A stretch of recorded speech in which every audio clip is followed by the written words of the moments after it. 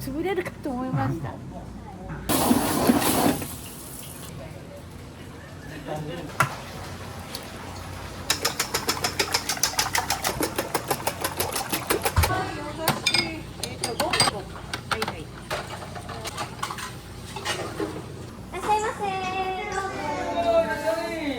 いやー、福岡一美味しい魚だと思います。はい。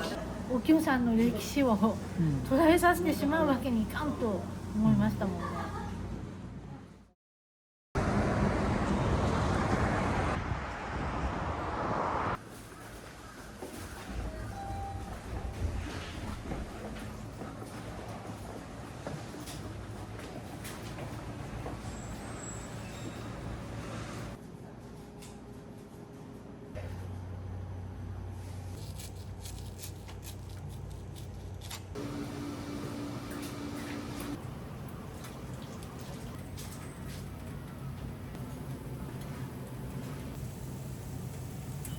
片面焼き上がったんで。匂いがいい。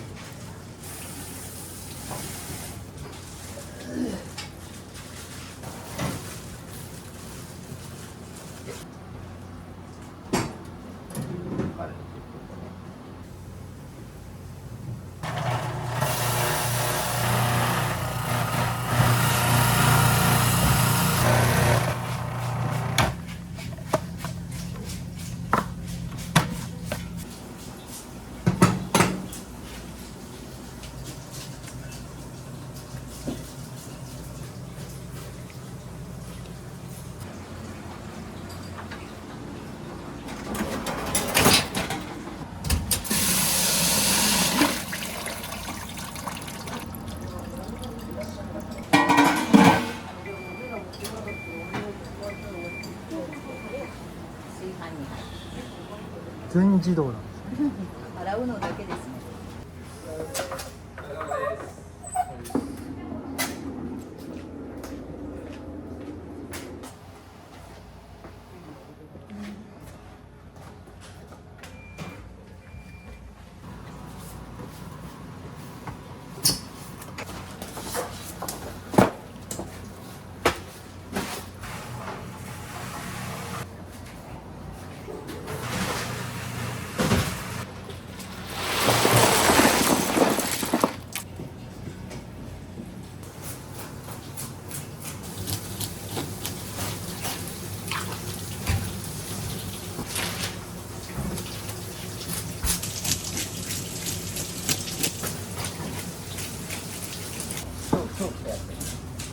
天才です。お前、よいしょがうまいやつやね。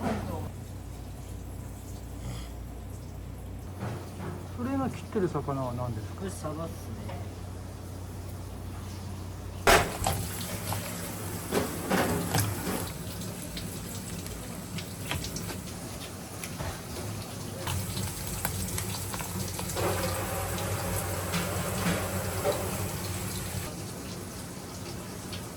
卵は甘辛く煮つけます。こっちは塩辛にします。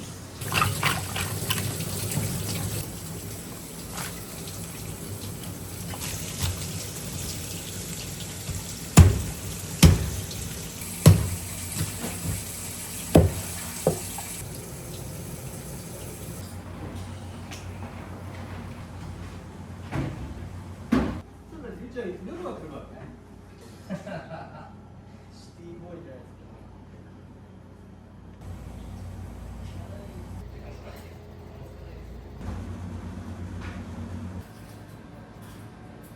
おきよっていう屋号はどういう意味？野球はもうその最初の清子さん、木下清子さんっていうんですね。でおきよちゃんって呼ばれてたって言ってました。でおきよさんが看板娘で。おきよさんってどんな方だったんですか？そうですね。やっぱり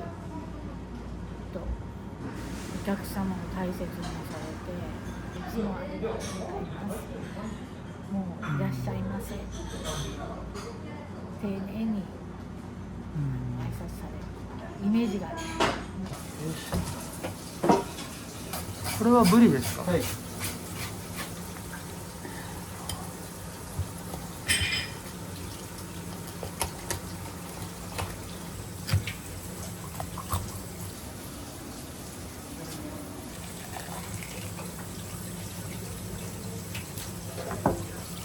その白いのは何ですか？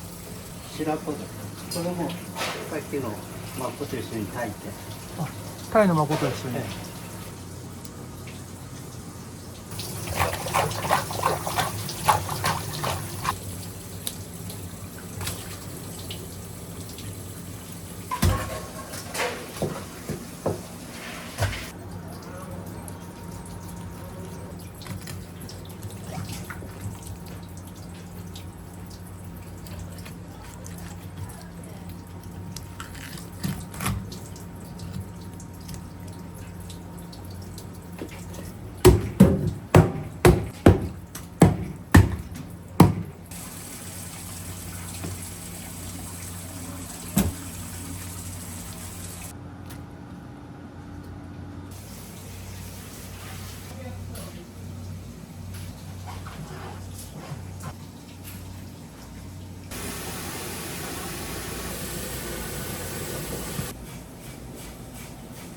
これは定食用の小鉢かな。そうですね、ごまぶりとミニのごまぶり、ごまだれベースのまぶして漬けみたいにしてあって、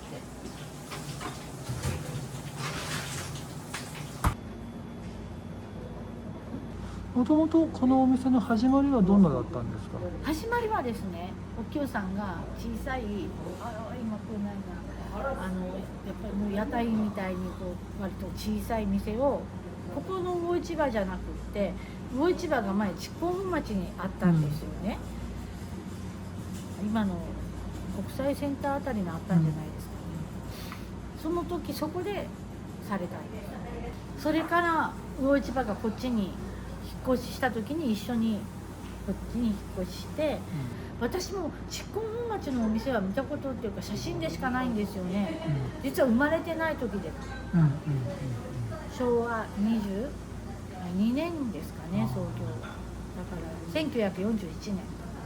前はね魚市場に合わせてたみたいで、営業時間を。ええ、だから夜深夜11時から開けて皆さんが一番の関係者の方とかね、がいらっしゃる時間帯ぐらいから開いて、でそのままお昼ずっとしてたとは言ってましたね。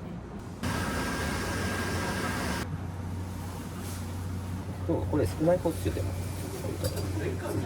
っと絶望感の月曜日とか9/1明けなんで、そんな時とか絶望的に魚来ますよ。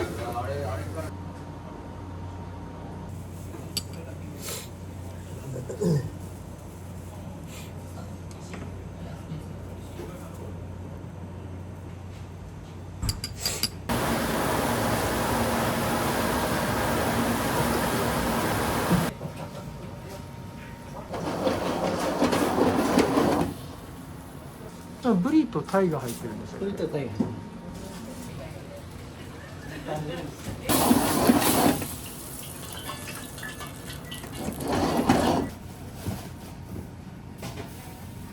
おかみさんがはいこのお店を継いだのはいつ頃になるんですか？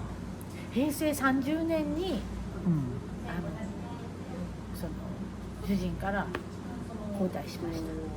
主人が大将だったから、その前からもおかみさんとは言われてはいたんですけれども、本当にその何もかも計算も何もかもいろんなことをしなければいけないっていうのはそうですね、平成30年の6月ぐらいだったですね。コロナが、5年前ぐらいでしたから、継いで結構あれでですね。そのコロナの時は本当に潰れるかと思いました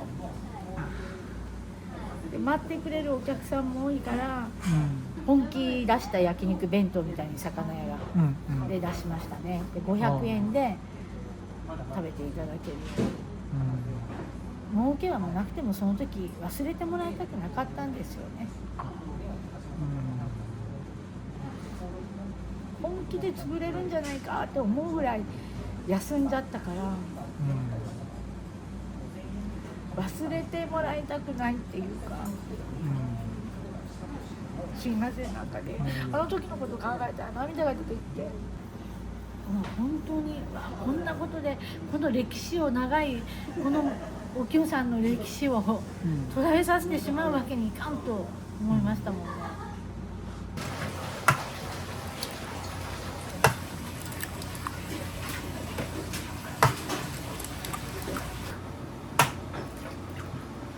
いや、酒です。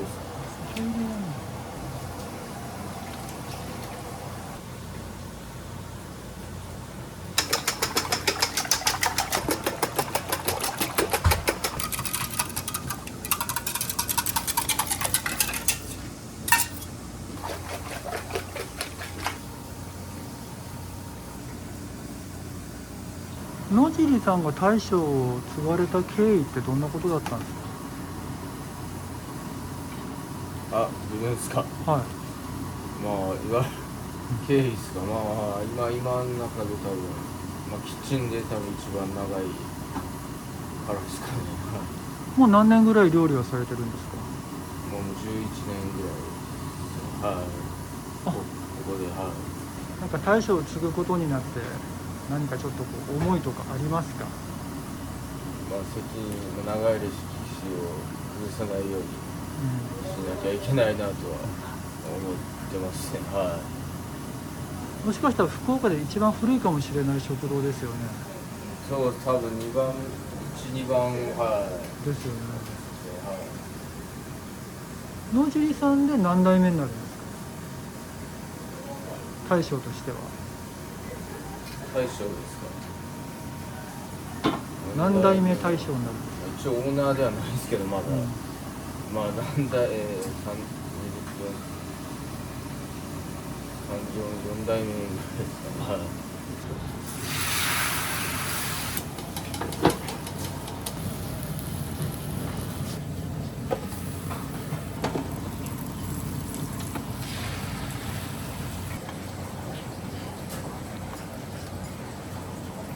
これ何回ぐらい繰り返すんですか？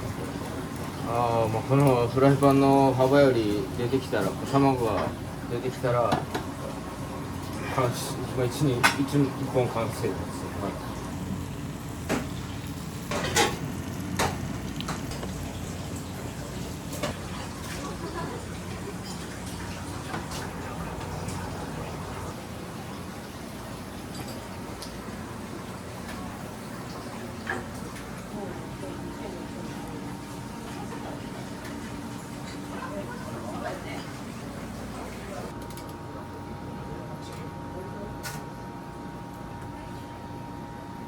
甥っ子の野尻さん、はい、彼が継いでくれるってなった時はどんなお気持ちでした？やっぱし嬉しかったですね。だからもうあの人がね、実は言ったらいろいろありまして、ここまでこぎつけるのに、格闘技が好きで、格闘家にまずプロになってなかったんです、最初、10代の。そしてもうね、20歳になるまでにプロになれんかったらね、もうやめて、きっぱりやめてね、うちをそこで継いでくれっていう条件を出したら、プロになったんですよ。なって新人王まで取って、もうお清っていうパンツを履いて出たりするんですよ。だから試合に？そうなんです。へえ。この間なんかの試合の時のインタビューされてた時に、自分もね、もっともっとね、有名になって強くなって、そしてお店も繁盛してくれたらいいと思ってますっていうコメントをちょっと見たんですね。そしたら、こんなに思ってくれてるなら、もうちょっとやっぱ頑張ってね、怪我だけされたくないけど、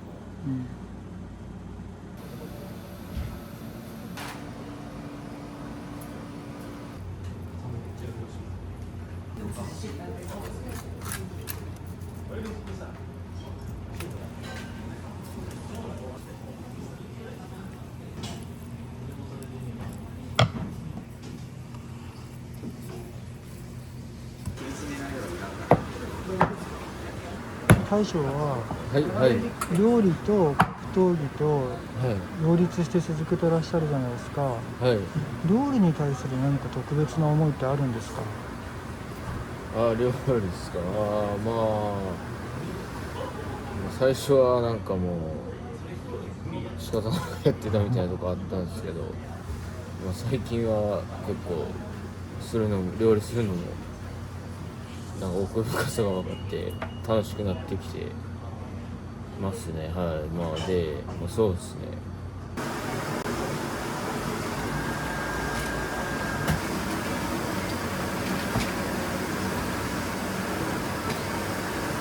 これ今何合炊きなんですか3.5小。小。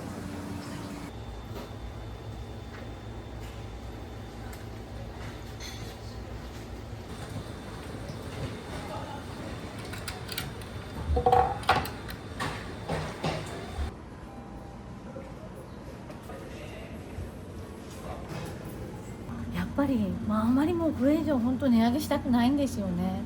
ここがもう限界かなっていうぐらいで、薄利多売な店ですもんね、うちどっちかといったら。だか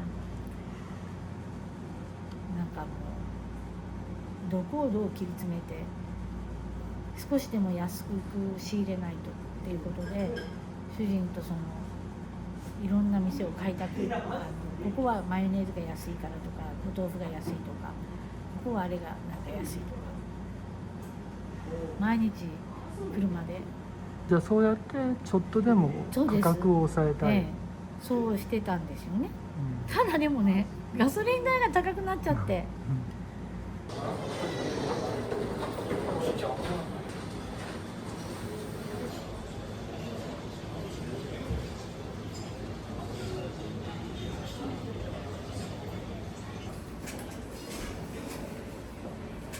早い時間が市場の人が来るとかってことはもうあんまないんですか？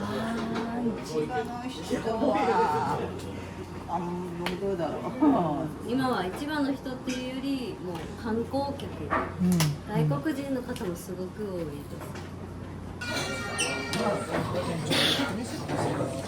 今も時々来ますよ。それはまたどうしてですか？美味しく美味しくてやっぱりほら天神なんかと違ってね、美味しくて安くて魚が美味しいからね。でたまにほら魚食べたい時あるじゃないですか。その時来ます。い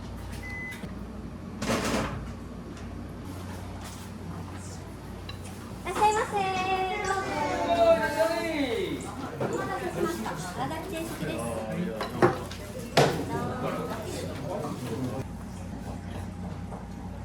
お味はいかがですか？やっぱりコクがあるな。よく染みてる。これから何をされるんですか？これは姿作りにします。姿作りの魚は日によって違うんですか？そうですね。今日はアジ。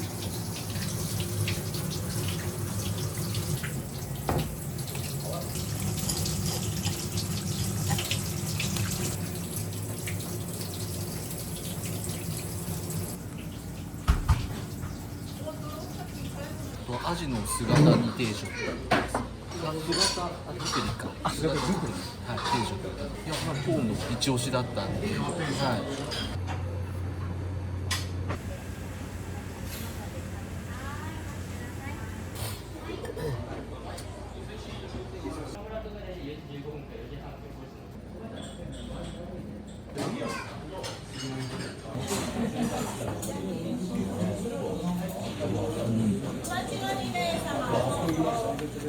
甘みがあって美味しいですね。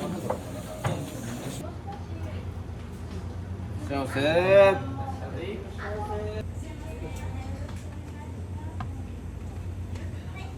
格闘技の彼プロなんですけど、そのジムに通ってるので知ってます。ジムに通われてる、ってことは格闘技をされてらっしゃる？そうですね。彼のかっこいい姿に見とれて、僕もジム通いをするようになりました。道場の方でお会いする大将と、こうやって包丁を握ってる大将ってやっぱりもう全然違うんじゃないですか。もう普段はどっちかというとこういう穏やかな本当に素朴な感じですけど、もうリングに立つともう恐怖しかない感じですよね。この大将の姿だけを見てると多分格闘技をやってるっていうのは思わないんじゃないですかね、皆さん。そのぐらい、はい、もう板前も様になってますしい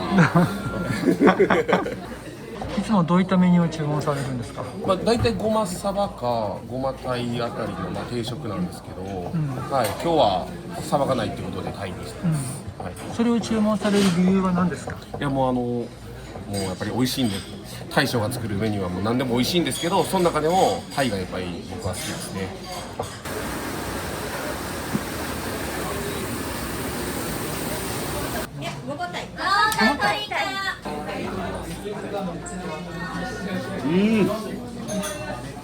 いやー、福岡一美味しい魚だと思います、はい、前はこういうなんか例えばチラシを切って裏紙を使って、そしたらお客さんがそれを見られたお客さんが詩っていうかコメントそれをなんか入れられてね、これわかります？大衆食堂ってなんだろう。大原小炉まんじゅうの包装紙の裏が勘定書き、品物を最後まで大事に使い切る。これ製品って読むんですかね。製品な母の面影が浮かんできた、そんな質素な雰囲気のくつろげる場所、それがお京食堂だって書いて写真撮ってわざわざ持ってきてくださったんですよ、だからこれは本当にその方は常連の方だったんですか？介護されてたみたいです、その方たちもね、でお母様とお父様を連れて来られてたんです、車椅子で。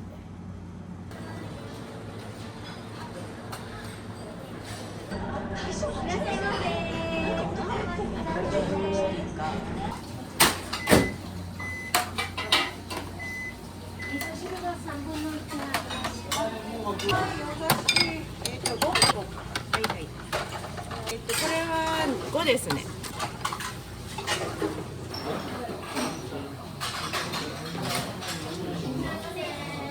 そうじゃん。海鮮丼の丼。ありがとうございます。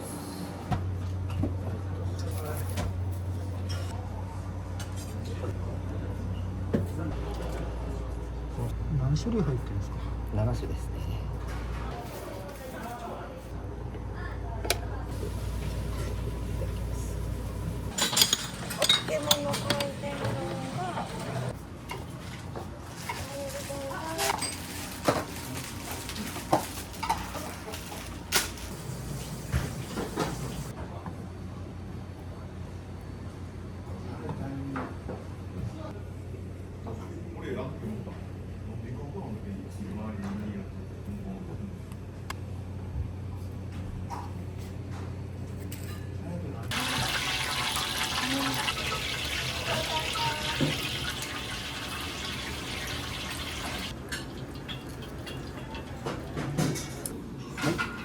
刺し天。はい。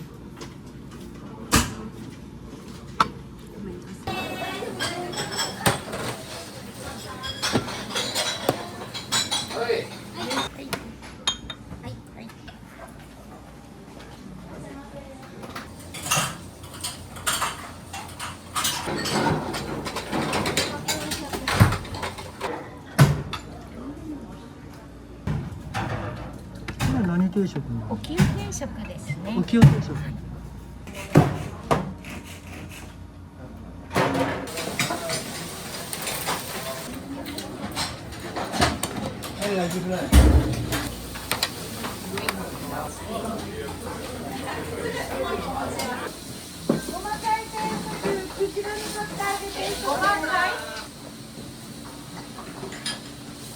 消えてきて一緒です。味付けは。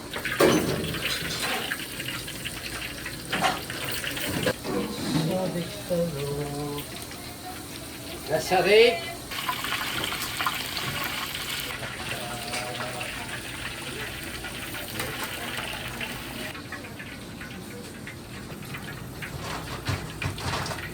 ちらカッター味1枚です。はい。はい、飲んでもいいよ。